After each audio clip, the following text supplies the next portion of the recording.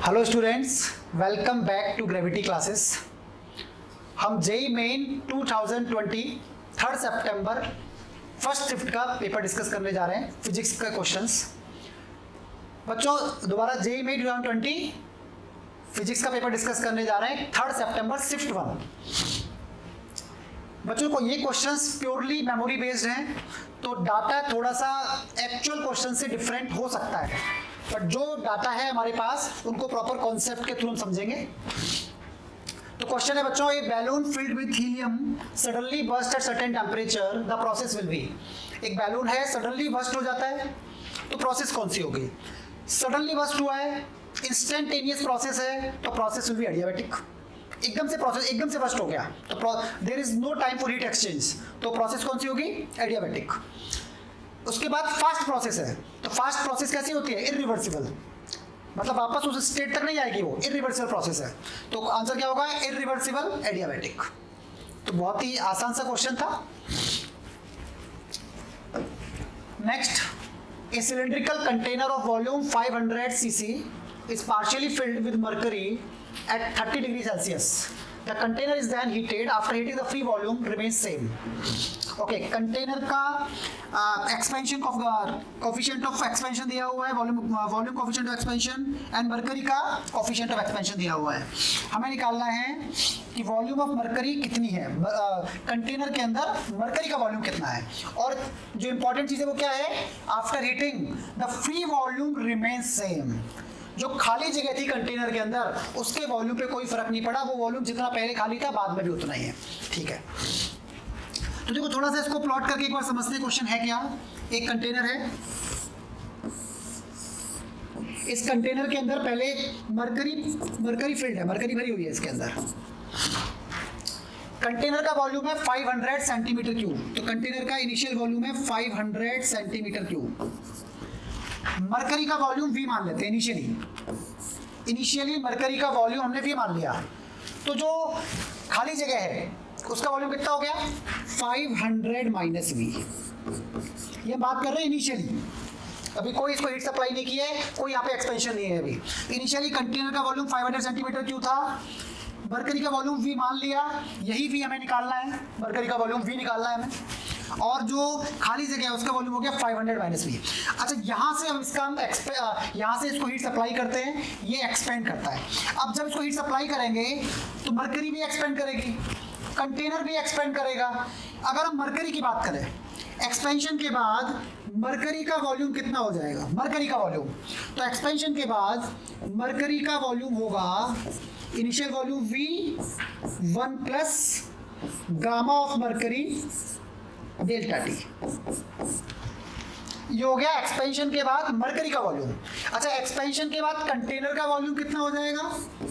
Container का initial volume था 500, 1 plus gamma of container delta T. ये हो गया कंटेनर का वॉल्यूम आफ्टर एक्सपेंशन। एक्सपेंशन के बाद मरकरी का वॉल्यूम हमारे पास है, कंटेनर का वॉल्यूम हमारे पास है। अब क्वेश्चन में दिया हुआ है कि जो खाली जगह है, बेसिकली जो फ्री वॉल्यूम है वो चेंज नहीं हो रहा है, तो जो पहले था खाली जगह उतना ही खाली स्पेस अभी भी होगा।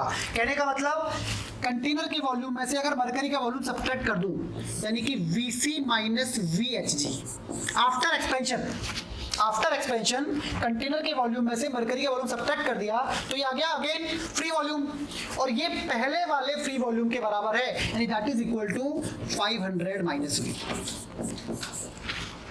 तो बच्चों यहाँ पे सारी वैल्यू रख देते हैं। Vc की जगह रखते हैं 500 1 plus gamma C delta, तो Vc की जगह रख देते हैं 500 1 plus gamma C delta minus VHg V 1 plus gamma Hg delta is equal to 500 minus V। इसको जब हम सॉल्व करेंगे बच्चों, सॉल्व करके V आ जाएगा, गामा C दिया हुआ है, मरकरी का कंटेनर गामा दिया हुआ है, मरकरी का गामा दिया हुआ है, सारी वैल्यू रख देंगे, डेल्टा टी रख देंगे हम 30 डिग्री सेल्सियस। सॉल्व करेंगे तो यहाँ से हमें जो V मिलेगा that will be 7.5 centimetre cube. तो that is the initial volume of mercury inside the container. Next question है, a molecule with 3 atoms at corners of a triangle, find internal energy of the molecule. अच्छा बच्चों, एक molecule की बात हो रही है यहाँ पे पूरी कोई गैस नहीं है, गैस के केवल एक मॉलिक्यूल की बात हो रही है। तो 3 एटम एक ट्रायंगल है, कोई ट्रायंगल कैसा भी हो सकता है इक्विलैटरल हो सकता है इक्विलैटरल ना हो। इसके तीनों कॉर्नर पे 3 एटम हैं, यानी ट्राई एटोमिक मॉलिक्यूल हो गया, ट्राई एटोमिक, और वो भी non linear try atomic molecule. तो इसकी जो इंटर एनर्जी होती है, अच्छा डिग्री ऑफ फ्रीडम कितनी होंगी इसकी? 3 ट्रांसलेशनल, 3 रोटेशनल। तो total number of degree of freedom of this molecule will be 6, 3 translational and 3 rotational. और हम जानते हैं कि internal energy of a molecule per degree of freedom is ½ kT per molecule है। Internal energy per molecule per degree of freedom,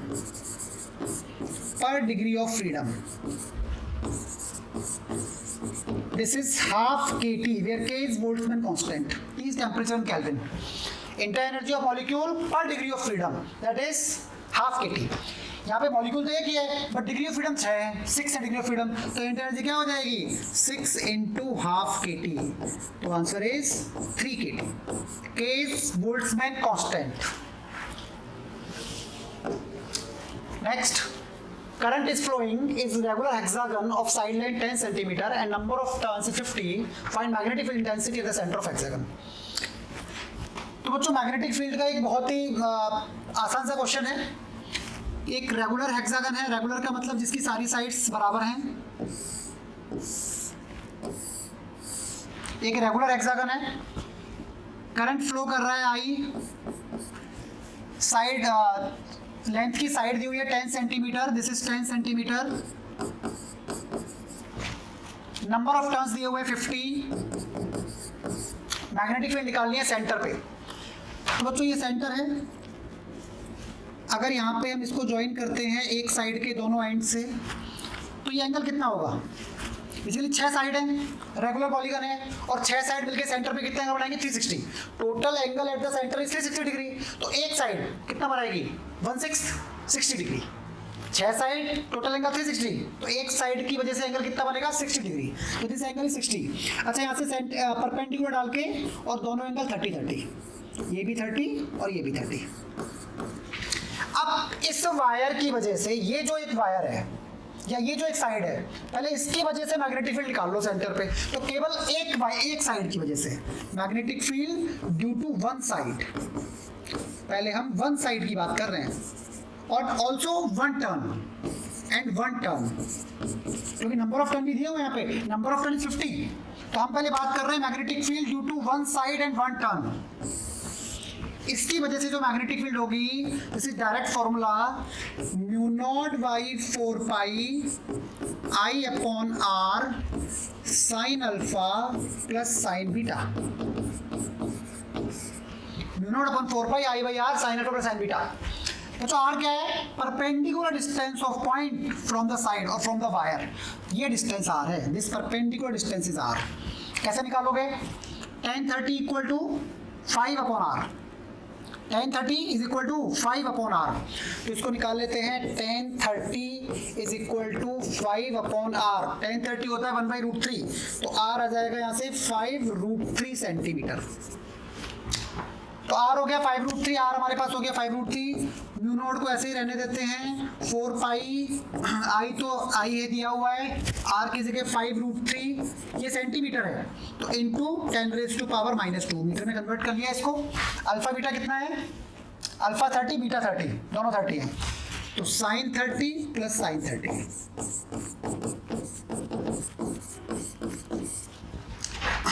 तो बच्चों sign 30 half, ये 1 हो गया।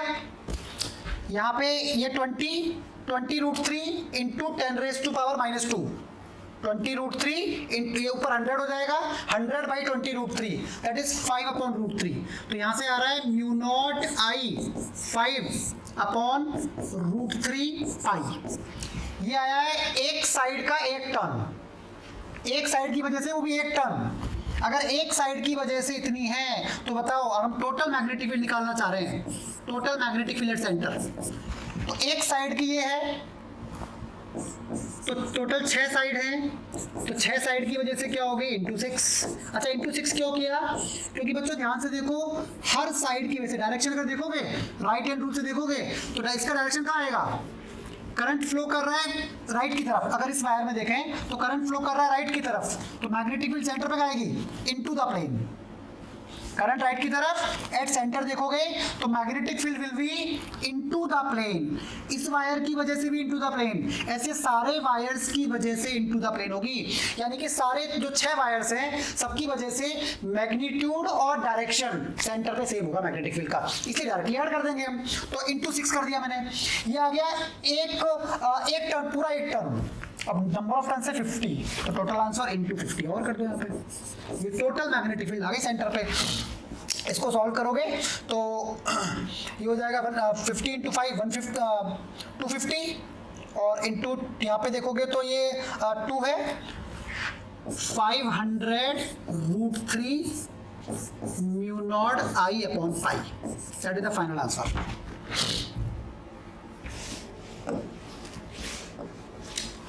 Next question, if the maximum kinetic energy of electron illuminated with light of wavelength 200 nanometer is 3 times that of the maximum kinetic energy when illuminated by lambda equal to 500, find work function of the material. Okay, work function is n into 10 raised to minus 19 joule. Find n. तो बच्चों सबसे पहले तो हम देखें कि अगर कोई फोटोन आके स्ट्राइक करता है किसी मटेरियल को जिसकी वेवलेंथ लैम्डा है, तो उस फोटोन की एनर्जी कितनी हो गई? hc by lambda. उस फोटोन की एनर्जी हो गई hc बाई लैम्डा, और ये hc बाई लैम्डा इसमें से कुछ तो वर्क फंक्शन के रूप में यूज हो जाता है, जो बचा वो काइनेटिक एनर्जी मैक्सिमम के मैक्सिमम। ये हम जानते हैं आइंस्टीन इक्वेशन। पहले इनिशियली जो फोटोन है उसकी वेवलेंथ कितनी है? 200 नैनोमीटर। इनिशियली फोटोन की वेवलेंथ है 200 नैनोमीटर। तो पहले लिखते हैं K1 is equal to hc by 200 nanometre minus 5। अच्छा बाद में हम hc की वैल्यू प्लेस कर लेंगे 12400। जब जानते हैं नैनोमीटर में रखते हैं तो अगर एंगस्ट्रॉन में यूज करते हैं लैम्डा तो 12400 रखते हैं, लेकिन हम यूज कर रहे हैं यहाँ पे नैनोमीटर में, तो नैनोमीटर में रखेंगे तो 1240। ये हम बाद में वैल्यू यूज कर लेंगे। K1 हो गया। इसके बाद वेवलेंथ है 500 नैनोमीटर, तो K2 hc अपॉन 500 माइनस 5। और बच्चों यहाँ पे दिया हुआ है initial kinetic energy is 3 times of the kinetic energy second case, यानी कि K1 is equal to 3K2। K1 is equal to 3K2 use करते हैं इसको।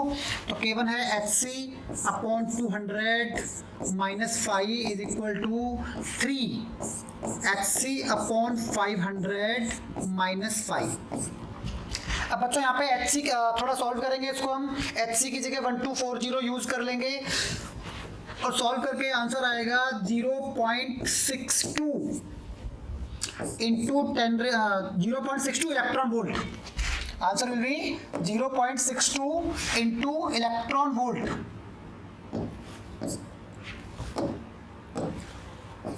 अच्छा जूल में कन्वर्ट करना है तो 1 electron volt is equal to 1.6 into 10 raise to power minus 19 joule.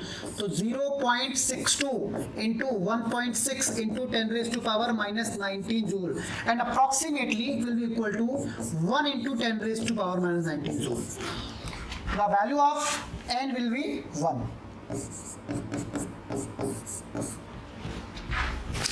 Next question, A satellite rotating around Earth near surface r equal to re, earth surface के बिल्कुल पास में रोटेट कर रहा है, हाई स्पीड v। तो ये तो वैसे ही जानते हैं कि अगर मान लो ये अर्थ है और अगर अर्थ सरफेस के पास में एक सैटेलाइट यहाँ पे रोटेट कर रहा है,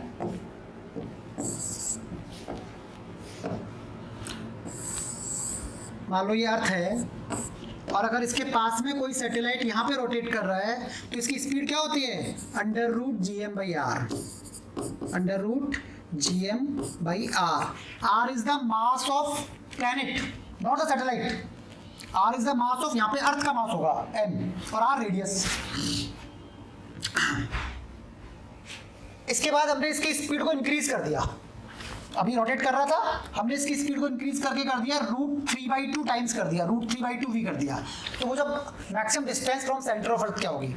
तो अच्छा पहले तो अगर स्पीड इंक्रीज करेंगे, अगर ये इसी स्पीड से घूम रहा होता तो सर्किल में घूमता रहता, अर्थ को रिवॉल्व करता रहता। लेकिन जैसे ही हमने स्पीड इंक्रीज की तो इसका पाथ कैसा हो जाएगा? Elliptical path.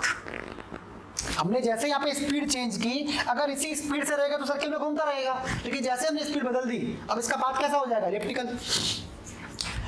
पहले तो स्पीड इंक्रीज की हमने, तो यहाँ पे ध्यान से देखो, ये सेंटर है अर्थ का। इनिशियली, अब जब इनिशियल सिचुएशन में इसकी पोटेंशियल एनर्जी कितनी है, मतलब एनर्जी की बात करें तो इनिशियली पोटेंशियल एनर्जी कितनी है? -gmm/r। This is the initial potential energy, यहाँ पे -gm/r। काइनेटिक एनर्जी इसकी अभी तो ½ mv² है, बट स्पीड को हमने अब चेंज करके कर दिया है √3/2v। स्पीड को हमने कितना कर दिया है? √3/2 टाइम्स कर दिया है। इसका मतलब स्पीड क्या हो जाएगी? अब इसमें √3/2 का मल्टीप्लाई कर देता हूँ, ये हो गई स्पीड। ये अब नई स्पीड है पार्टिकल की, ये इतनी स्पीड से पार्टिकल घूम रहा है, तो इसकी काइनेटिक एनर्जी क्या होगी? ½ mv², ½ mv²। तो v² करेंगे तो gm3/2r, यानी ये आ रहा है कितना? gmm, ये 3/4r। This is the kinetic energy. तो बच्चों जब हमने जब पार्टिकल की स्पीड को √3/2 टाइम्स कर दिया है, तो पार्टिकल की काइनेटिक एनर्जी इतनी है और पोटेंशियल एनर्जी इतनी है। अच्छा, अब ये पार्टिकल इलिप्टिकल पाथ होगा इसका, तो इलिप्टिकल पाथ अगर हम देखेंगे तो पाथ कैसा होगा? इस प्रकार का कुछ पाथ होगा इसका। ये हो गया नियर पॉइंट, मतलब शॉर्टेस्ट मिनिमम डिस्टेंस। और ये क्या हो गया? अर्थ कहाँ पे होता है? अगर कोई सैटेलाइट किसी प्लैनेट के ओर रिवॉल्व कर रहा है इलिप्टिकल पाथ में, तो प्लैनेट क्या होता है? फोकस पे। प्लैनेट सेंटर पे नहीं होगा, ऐसा नहीं प्लैनेट यहाँ कर दिया, प्लैनेट होगा फोकस पे। तो बेसिकली ये फोकस हो गया, और इस प्रकार का कुछ इलिप्स बनेगा। पूछा क्या है सवाल में हमसे? Maximum distance of satellite from centre of earth. तो ये सेंटर ऑफ अर्थ और मैक्सिमम डिस्टेंस हो गई सैटेलाइट की यहाँ पे, तो हमें ये डिस्टेंस निकालनी है, ये डिस्टेंस हमें निकालनी है। तो बच्चों हमें यहाँ पे काइनेटिक एनर्जी पता है, पोटेंशियल एनर्जी पता है, और हम ये जानते हैं कि जब सैटेलाइट इलिप्टिकल मोशन परफॉर्म करता है, तो इलिप्टिकल मोशन में total energy of system constant होती है, और वो कितनी? टोटल मैकेनिकल एनर्जी वो होती है -gmm/2a। Total mechanical energy of system होती है -gmm/2a, where is semi major axis, और ये कांस्टेंट रहती है। टोटल मैकेनिकल एनर्जी कांस्टेंट रहती है। यहाँ पे क्या आ रही है टोटल एनर्जी? ये काइनेटिक एनर्जी है, पोटेंशियल एनर्जी। अगर जोड़ोगे तो टोटल एनर्जी क्या आ रही है? Kinetic plus potential. तो टोटल एनर्जी इज माइनस ये 3/4 gmm and -gmm/r। This will be equal to -gmm/4r। This is the total energy, और टोटल एनर्जी क्या रहती है? कांस्टेंट रहती है। इसका मतलब जो पहले वाली एनर्जी है, ये हम यहाँ पे इक्वेट कर देते हैं -gmm/2a, that will be equal to -gmm/4r। और यहाँ से सॉल्व करके हम देख सकते हैं a is equal to 2r। तो ये सेमी मेजर एक्सिस की लेंथ हमने निकाल ली, सेमी मेजर एक्सिस का पता चल गया। अब ये डिस्टेंस निकालनी है। अच्छा, ए क्या होता है? जो इलिप्स का सेंटर होगा, ये डिस्टेंस ए है, यही तो सेमी मेजर एक्सिस है, ये डिस्टेंस ए है। हमें चाहिए ये डिस्टेंस, तो बच्चों ये r है, ये a तो पूरा कितना हो गया? 2a, पूरा हो गया 2a, ये r, तो ये कितना बचा? 2a - r। पूरा 2a है, ये r है, तो ये कितना बचा? 2a - r। तो आंसर विल बी, और maximum distance from centre will be 2a - r। a की जगह रख देंगे 2r, तो answer will B 3r। Thank you.